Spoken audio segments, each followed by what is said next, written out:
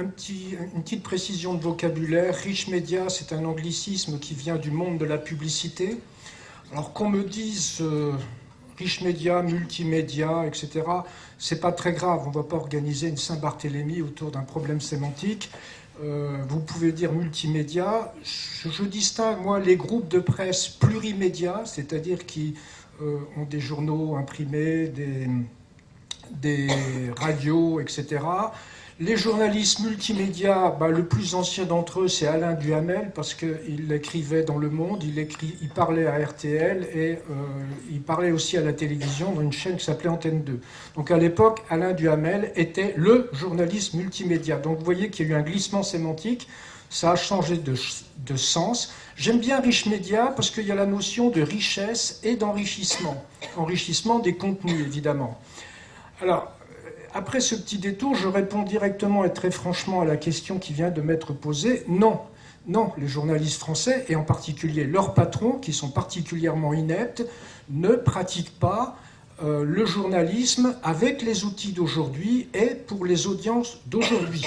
Les patrons de presse n'ont rien compris, ils vont mendier des subventions à l'État, c'est-à-dire de l'argent contribuable, en accusant Google de tous leurs maux, ce qui est faux, parce que la désaffection des audiences à l'égard de la presse a commencé, si j'en crois le sondage Sofres-Lacroix, a commencé à Timișoara, après l'affaire de Timișoara, donc Google n'y est pour rien. Par contre, l'ennui que suscite la presse conventionnelle depuis longtemps et que suscitent les sites des organes d'information depuis peu de temps, l'ennui est prodigieux.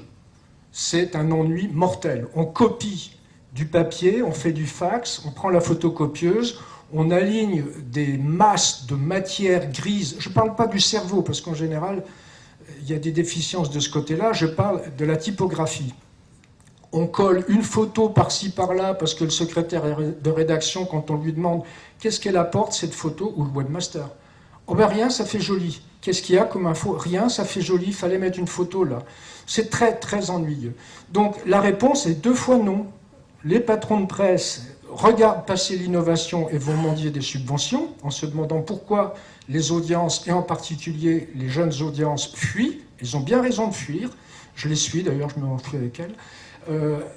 Et les journalistes ne sont pas assez conscients des possibilités merveilleuses qu'offre le multi ou le rich média, comme vous voulez, pour la narration, pour faire son travail. Pouvoir raconter un événement, un fait divers, un phénomène culturel, un phénomène politique, un phénomène économique, un phénomène sportif, en utilisant 5 moyens d'expression qui sont à notre disposition, mais c'est Noël tous les matins.